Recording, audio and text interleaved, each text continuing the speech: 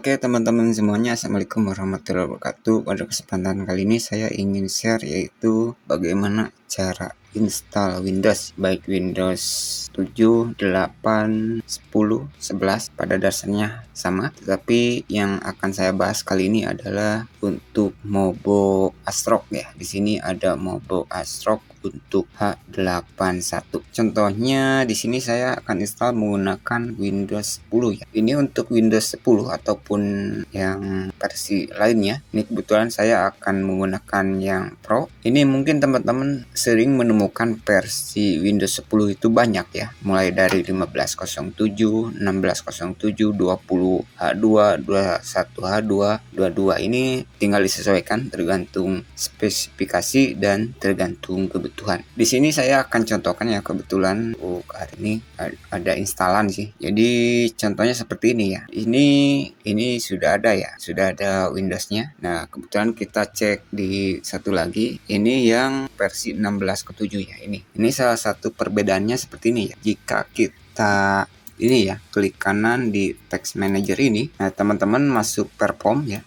Ini yang versi 20H2 GPU-nya terlihat ya. Ini untuk GPU-nya terlihat. Tetapi di versi 1607 GPU-nya nggak ada. Bukan berarti CPU ini nggak ada GPU-nya ya, ataupun video card eksternal. Ini kebetulan saya menggunakan eksternal. Ini juga eksternal. Jadi di versi 1607 ini GPU-nya nggak terlihat. Jadi tinggal disesuaikan tergantung kebutuhan, atau teman-teman bisa tanya-tanya di bawah. Sebenarnya sudah pernah saya jelaskan untuk semua versi Windows 10 ya di video lama saya. Begitu juga untuk cara instalasi Windows ya. Windows 7, 8, 9, 11 pernah saya bahas ya di video lama saya. Oke, kita langsung. Di sini saya asumsikan teman-teman sudah memiliki file ISO ya. Biasanya ukurannya besar-besar ya. Kemudian teman-teman juga sediakan sebuah file Rufus ya. Di sini saya akan menggunakan Rufus. Tetapi kalau untuk Windows 10 biasanya ada bawaannya dari Windows. Kebetulan yang paling sering saya gunakan Rufus sih. Ini portable-nya ya. Ini belum update kita. Kemudian teman-teman, kalau file ISO untuk Windows-nya sudah ada, kemudian file Rufus-nya sudah ada, teman-teman nih cari saja di Google ya, ketik saja Rufus begitu ya. Atau kita nggak perlu saya contohkan ya, teman-teman cari saja file Rufus ya, yang logonya seperti klik saja Rufus. Oke, kita langsung masukkan dulu untuk flashdisk-nya ya. Mungkin videonya agak kepanjangan karena kita mulai dari bootable dan install Windows. Kita flash disknya masukin dulu saja. Oke, sudah terbaca. Ini sudah ada. Selanjutnya klik ya Rufusnya. Klik yes. Di sini sudah terbaca ya otomatis ke flash disk kita ya. Ini bisa teman-teman bisa lihat. Ini ya yang ini. Kemudian teman-teman pilih select. Ini saya skip nggak backup. Select. Kemudian arahkan ke file ISO-nya ya. File ISO Windows-nya, klik open. Ini sudah masuk ya. Kemudian ininya biarkan. Di sini teman-teman tinggal sesuaikan apakah CPU yang teman-teman gunakan support GPT. Kebetulan ini support GPT ya. Tetapi saya akan coba menggunakan yang MBR dulu. Ini untuk memastikan jika teman-teman baru pertama kali mencoba install Windows, lebih baik coba yang MBR dulu ya. Kemudian volume label mau diganti, kalau saya biarkan ya, tidak perlu diganti. File sistemnya tentu saja di NTFS, ini enggak ada pilihan. Ini biasanya ya, kalau kita buka lagi ya, kita percepat sekarang. Kita select file ISO-nya, klik open. Biasanya standarnya seperti ini ya. Nah, di sini saya pilih MBR ya. Nih, nggak ada lagi. Biarkan default seperti ini saja. Yang penting partisi skemanya saja untuk instalasinya. Lalu klik start, klik OK, klik OK. Nah, ini proses ya. Nah, ini tunggu saja sampai selesai. Untuk tips tambahan saja, jika teman-teman di komputernya hanya menggunakan satu partisi, ini jika ada data ya, maksudnya ini partisi 1, partisi 2 ya. Ini saya contohkan C, D, mungkin bisa seperti ini ya. Kita cek di bisa C, D, E ini ya. Nah, partisi itu maksudnya ini ya. Nah, ini mungkin teman-teman hanya satu saja, tetapi ada data di dalamnya. Ini pastikan jika datanya teman-teman butuhkan, ini pindahin dulu ya dari harddisk utama. Ini kebetulan menggunakan satu harddisk ya, CPU ini. Kalau ini menggunakan 2 harddisk. Nah, atau mungkin teman-teman menggunakan SSD terserah, ini kebetulan SSD ya. Jika satu partisi ini datanya teman-teman keluarin dulu atau bikin dua partisi seperti ini ya, karena kalau hanya satu harddisk ketika diinstal nanti berabe juga ya, bisa terhapus semua begitu ya. Jadi saran saya jika ada data yang dibutuhkan lebih baik dibuat dua partisi. Jadi nanti ini contohnya di D ini saya menyimpan data ya, data-data penting di sini. Jadi ketika diinstal D ini nggak bakalan hilang karena kita hanya akan mengganti sistem operasi saja. Nah, jika sudah ready seperti ini kita bisa close saja, teman-teman bisa tutup semua saja. Ini mungkin bootable ini teman-teman mau gunakan untuk komputer baru atau untuk ganti sistem operasi terserah teman-teman ya. Pada dasarnya caranya sama. Di sini saya akan reboot dulu ya. Restart sebentar. Untuk masuk BIOS itu biasanya menggunakan Dell F2 atau Fn. Untuk laptop biasanya ada tulisan Fn. Dell masuk Dell, untuk ASRock masuk Dell. Sorry telat. Oke, jangan telat ya. Kita ulangi restart. Jangan telat ya. Langsung tekan cepat Dell saja. Dell atau F2, tekan-tekan ini sudah masuk. Untuk ASRock langsung masuk ke boot ya. Pada dasarnya untuk motherboard lainnya hampir sama sih seperti di video lama saya. Nah, di sini teman-teman contohnya jika ini kita disable ya seperti ini, kita masuk boot. Ini sebenarnya pilih USB ya, pilih USB, bootable dari USB. Nah, jika untuk mobile lainnya seperti Asus, Gigabyte ataupun yang lainnya di luar Asus, settingan seperti ini untuk boot option ini bisa terinstall ya. Tetapi biasanya kalau di ASRock setting bootable-nya seperti ini biasanya error ya. Kita coba F10 ya, kita setting seperti ini saja. Ini biasanya error kalau di ASRock. Masih titik-titik.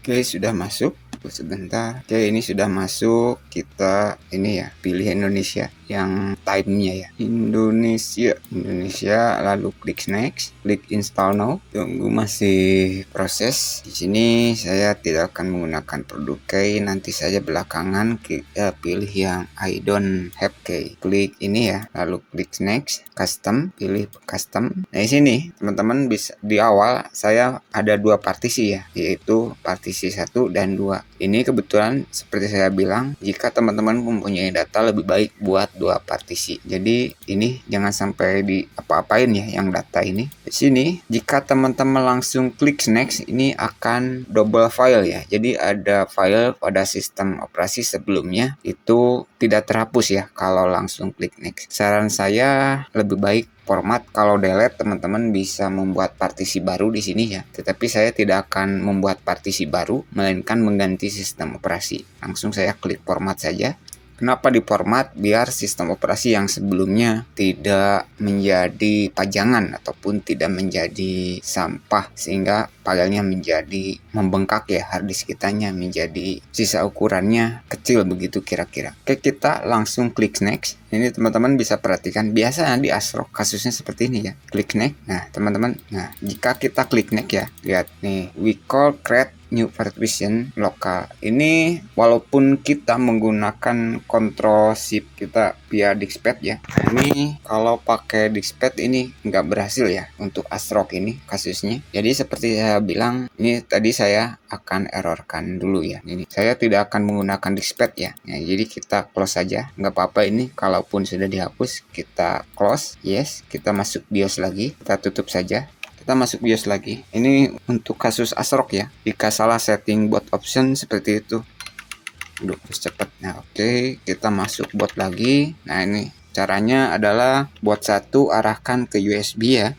USB, boot 2 arahkan ke harddisk, SSD atau apa. Nah, ini kebetulan saya SSD ya. Ini boot 2 arahkan ke ini boot 3 kita disable saja. Karena di sini saya menggunakan satu SSD ya. Ini sudah selesai seperti ini. Boot 1 arahkan ke USB, boot 2 arahkan ke harddisk ataupun SSD. Kalau sudah kita F10. Kalau ini biasanya di ASRock tidak error. Klik enter. Aduh, telat. Jangan sampai telat ya. Nah, kalau ini ada kontrol LTD. Ini barusan jangan sampai telat ya. Kalau telat seperti itu kita coba settingan di BIOS. Di BIOS di bootnya apakah berubah? Kita ini ASRock biasanya seperti ini USB, Ini kita yang kedua pindah ke harddisknya ya. Nah ini jika telat, nah ini jangan sampai telat ya. Ini sudah ya, satu ke USB, dua ke harddisk ataupun SSD-nya. Kita F10, yes. Ini pas ada press ini ya, tunggu sebentar, langsung tekan enter ya, enter. Nah ini nih, nah itu keluar, itu tekan enter. Oke, sudah masuk, kita tunggu. Oke, sudah proses. Kita masuk setting dulu Indonesia, tinggal sesuaikan ya. Kalau teman-teman ada Indonesia, silahkan gunakan Indonesia. Klik next, install, pilih I don't, saya I don't saja. Klik accept, klik next, custom. Ini 731 kita untuk memastikan bahwa ini kosong, kita format lagi. Nah jika teman-teman lihat ini ketika saya menggunakan drive ini ya, ini nggak ada tulisan error lagi ya, we call tadi seperti saya bilang tadi, saya sengaja errorkan dulu ya. Untuk ASRock ini kasusnya rata-rata seperti ini. Oke, ini sudah pasti bisa ya karena tidak ada peringatan error. Kita klik next untuk mempersingkat video, tunggu sebentar, masih proses. Nah biar nanti si flashdisknya ini ya, flashdisknya ini nanti biar drive letternya nggak ngacak. Biasanya kalau selesai ini nggak dicabut si flashdisknya ini, biasanya suka di tengah drive ataupun misal CDE bisa si flashdisknya ini. Contohnya ini ya, si flashdisknya ini bisa jadi D, padahal kita bikin dua partisi, file data bisa jadi E, begitu ya. Nanti setelah selesai ini kita langsung BIOS lagi, setting BIOS, kita arahkan langsung ke SSD maupun ke harddisk ya. Nanti setelah di reboot biasanya saya akan langsung nanti cabut, nanti tunggu saja ini sampai selesai. Oke, barusan pas ke restart saya pas selesai lupa, tidak langsung masuk BIOS dulu, tapi tidak masalah. Kalau drive letternya ngacak ataupun tidak sesuai, kita langsung ubah saja ya di Windowsnya. Nanti ini flashdisknya sebenarnya sudah nggak dibutuhkan, tapi tanggung karena saya tidak masuk BIOS, jadi biarkan dulu lah. Biasanya kalau saya masuk BIOS ini flashdisknya cabut dulu ya, tapi kali ini biarkan ngikut sampai nyala. Kita cek, biasanya kalau flashdisknya masih nempel, saya tidak tahu sih nanti ini flashdisknya menggunakan drive apa ya. Pilih Indonesia ya, yes saja. Di sini instalasinya saya basis ya, klik yes, klik skip. Aduh, saya lupa ini kabel LAN-nya nyambung, saya cabut dulu pak. Kabel LAN-nya nyambung bekas ngetes ya ke modem apa, biarin bentar. Oke, sekarang kita pilih yang I don't. Sini pilih yang continue with setup. Silahkan beri nama dulu. Akan si MR, bebas ya, tinggal kasih nama teman-teman saja. Passwordnya 23456 contoh ya. Ini contoh 23456. Ini jawabannya misalkan 123 bebas lah. Ini ngasal dulu ya. Klik next. Ini biasanya kalau saya nanti belakangan biasanya saya no-kan dulu saja. Ini checklistnya hilangin dulu semua kalau saya ya. Nanti ini kalau butuh bisa kita aktifkan belakangan, ada caranya.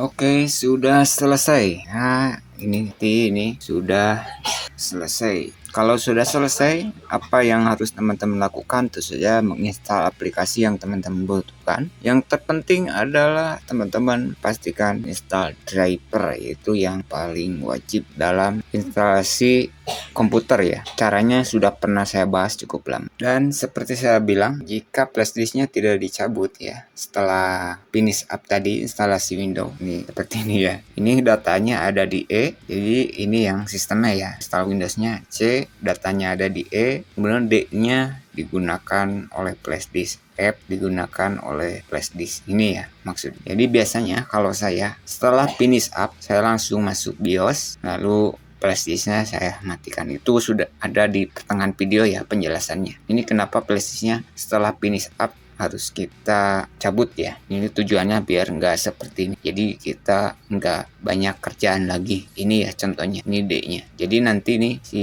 harddisk ini terkunci di drive letter E. Oke, sekian dulu untuk video kali ini, semoga bermanfaat dan assalamualaikum warahmatullahi wabarakatuh.